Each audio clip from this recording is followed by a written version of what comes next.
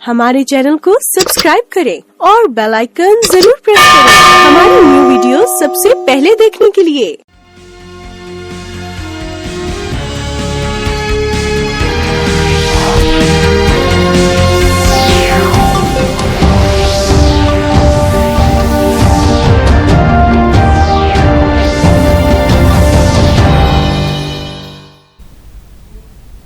नमस्कार, अरुणाचल समाचार में आपका स्वागत है। मैं हूं नानांग येरांग।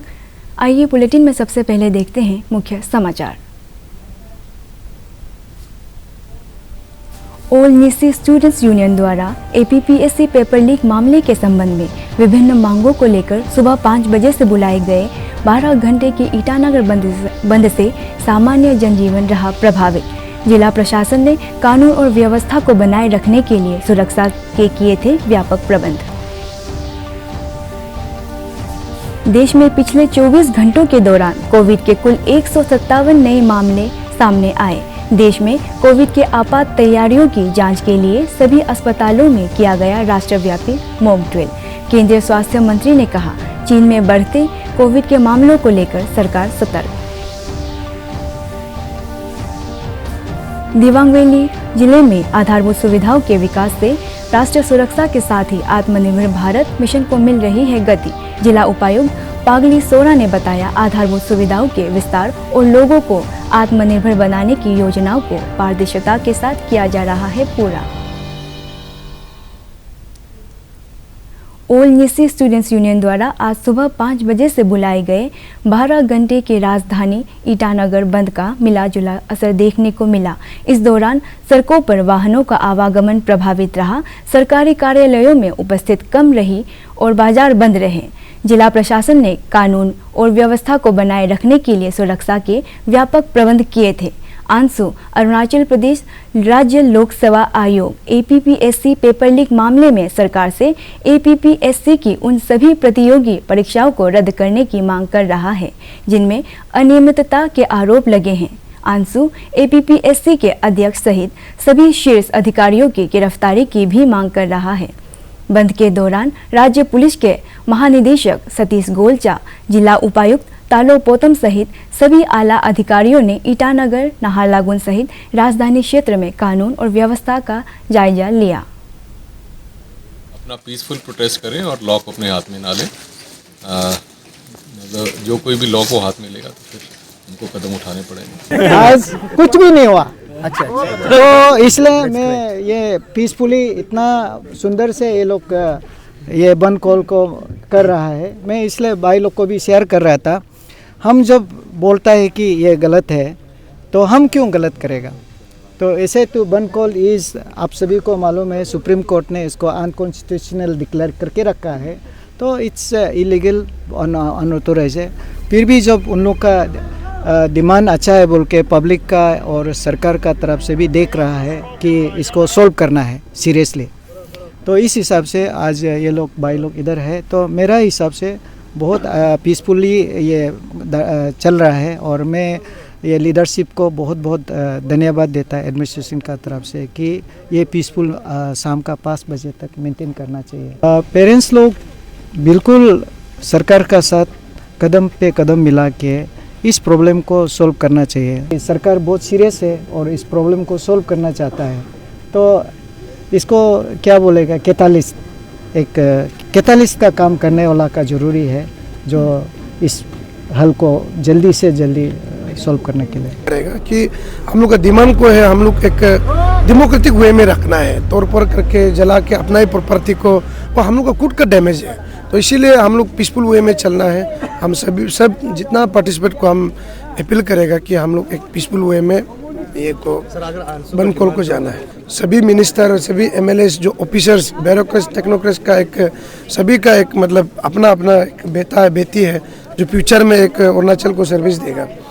तो हम ये अपील करेगा कि आप लोग काइंडली इशू को एमिकेबली रिजोल्व करिए, क्योंकि बंद कॉल आगे जाके होगा, डेमोक्रेटिक वे में होगा, ये अरुणाचल जल सकता है।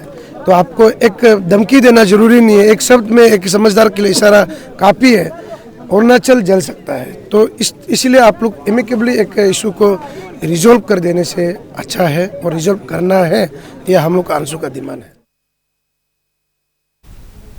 देश में पिछले 24 घंटों के दौरान कोविड के कुल 157 नए मामले सामने आए हैं। स्वस्थ होने के दर 98.8% है।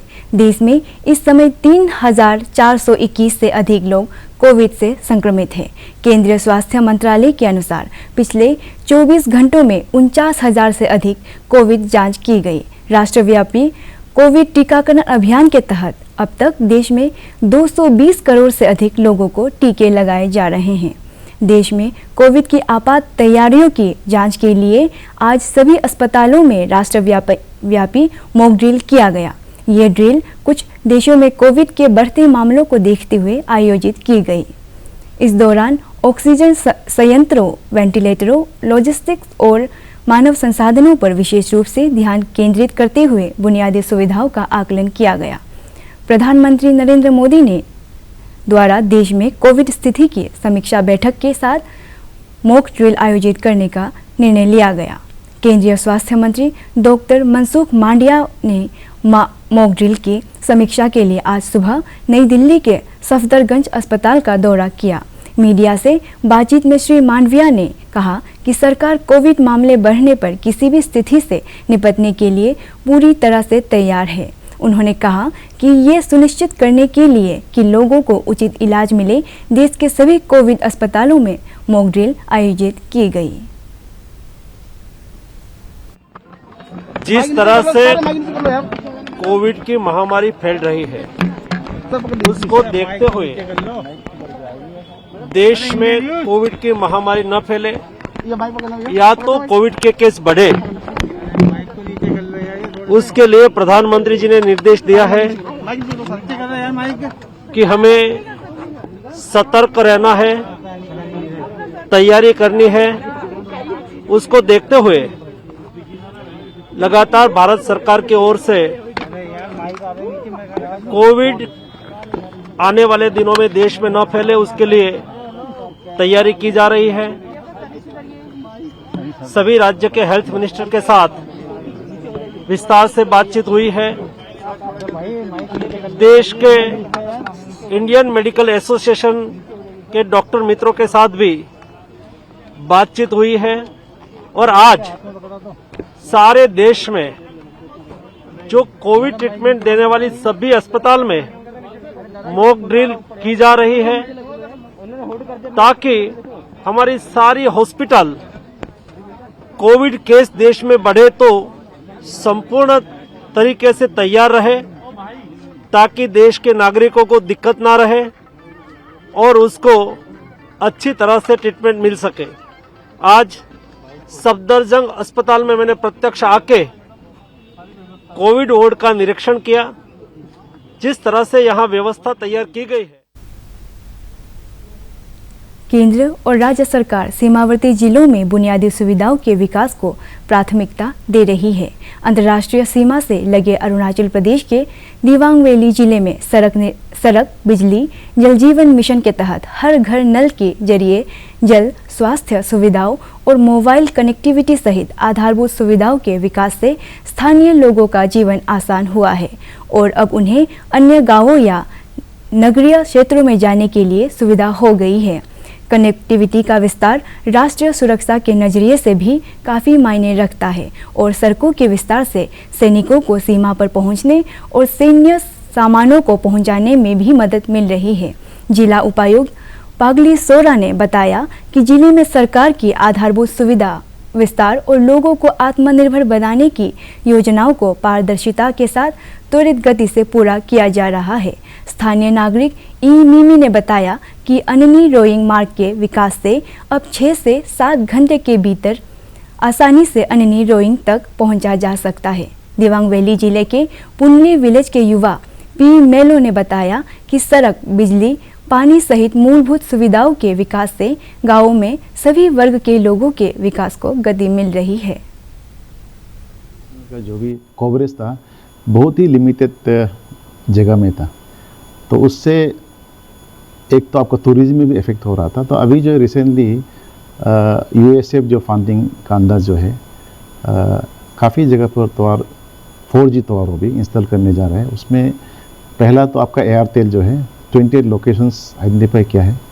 ऑलरेडी लैंड का जो इशू जो है एक्वेशन वगैरह सब प्रोसेस जो ऑलरेडी कंप्लीट हो चुका है और कोई जगह में इरेक्शन भी स्टार्ट हो गया। तो मेनली जो रोड कनेक्टिविटी और डिजिटल कनेक्टिविटी अगर इम्प्रूव हो जाने से यहाँ में टूरिज्म का बहुत ही प्रोस्पेक्ट है। जो इंटरनेशनल बॉर्डर्स जो है उसके लिए भी रोड कनेक्टिविटी है। 2 ICVR जो रोड है नीपी आपका बासाम और ये डामबिन ब्रोनी ये जो है बन रहा है। तो यहाँ पे 15 जो PMJSY स्कीम चल रहा है और उसमें जो फेज 2 का और 1 का कुछ ये जो ऑलरेडी कंप्लीट हो गया तो रिसेंटली शायद इनॉग्रेशन भी हो जाएगा और ऑनगोइंग जो वो भी चल रहा है। तो कुछ विलेजेस है बहुत अभी कम है जो कनेक्टिविटी नहीं वाला जो है जो PMJSY रोड में नहीं आता है उसको भी नेक्स्ट जो पेज होगा जो 3rd पेज होगा उसमें टेकअप कर लेगा। अभी तो रास्ता बहुत कुछ अच्छा हो गया। पहले तो रास्ता में 2-3 दिन कभी तो 5-6 दिन भी बैठना पड़ता था। बारिश का दिन में ब्लॉक बहुत ज़्यादा होता था और हम लोग का आने में बहुत खाने पीने का चीज़ बहुत दाम हो जाता था रास्ता ब्लॉक का कारण से। लेकिन अभी बहुत अच्छा हो गया, ना रास्ता ब्लॉक होता है और ना दाम बढ़ जाता है। अभी बहुत कुछ ठीक है। हेल्थ के लिए तो अभी रास्ता अच्छा होने का कारण से बहुत कुछ अच्छा हो गया आने में। अभी मेडिकल हो गया, अभी दुकान हो गया, सब कुछ ठीक हो गया। पहले तो लाइट नहीं था, लाइट का कमी था, अभी लाइट भी आ चुका है और घर घर में टॉयलेट है, शौचालय का टॉयलेट है और वो सब से अभी गांव साफा है। पढ़े लिखे के लिए तो अभी कमी है, बहुत कमी है। टीचर्स अभी हमारे यहाँ में टीचर्स की कमी है, टीचर्स का कमी। उप मुख्यमंत्री चौना मेन ने कहा है कि राज्य सरकार राजस्व संग्रह और स्रोतों के अनुसार बजट एस्टिमेशन, आवंटन और निगरानी प्रणाली के इंटीग्रेटेड फाइनेंशियल मॉनिटरिंग सिस्टम पर जोर दे रही है। सरकार ट्रेजरी बिल, टैक्स कलेक्शन और सरकार के इंटरनल और एक्सटर्नल डेब्ट के प्रबंधन के लिए भी डिजिटल प्लेटफॉर्म का उपयोग किया जा रहा है। दिबांग वैली जिले के district institute of educational and training diet Dirang में BRC और CRC के सदस्यों को राष्ट्रीय शिक्षा नीति 2022 के तहत प्रशिक्षण दिया गया। कम्युनिटी मोबिलाइजेशन एक्टिविटीज़ में सहायता, शिक्षकों और विद्यालयों को रेगुलर एकेडमिक सपोर्ट देने में उनकी भूमिका के बारे में 3 दिवसीय कार्यशाला में उन्हें प्रशिक्षित किया जा रहा है। उप मुख्यमंत्री चौना मेन ने चांगलांग जिले के मियाओं में लघु उद्यमियों, कलाकारों और हस्तशिल्प कर्मियों के सहयोग के लिए आयोजित 3 दिवसीय कार्यक्रम में उनका मनोबल बढ़ावा। चांगलांग और नामसाई जिले के उद्यमियों द्वारा अंचंग पिकल्स, बबल क्राफ्ट्स, मोक्यो सहित स्थानीय उत्पादों को प्रदर्शित किया जा रहा है और इसका विपणन भी किया जा रहा है। असम राइफल्स की चांगलांग बटालियन ने चांगलांग नगरीय क्षेत्र से उग्रवादी समूह ENNG के 2 सक्रिय सदस्यों को गिरफ्तार किया है।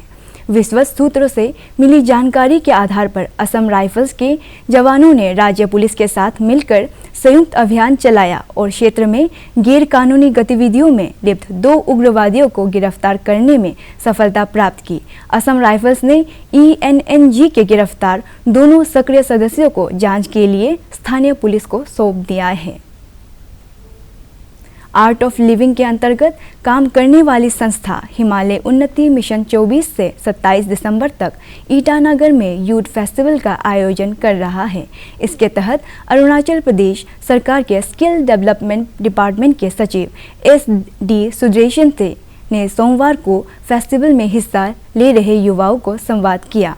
इस दौरान भी सुदर्शन ने करियर निर्माण, सिविल सर्विसेज के सफर और सरकार के काम करने के तरीके और तजुर्बों पर युवाओं से बातचीत की और उन्हें जरूरी परामर्श दिए।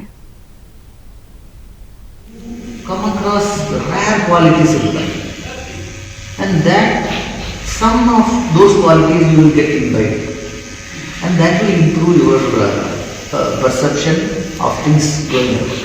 So reading is the first recommendation. Reading gives you awareness of the better qualities available in human beings.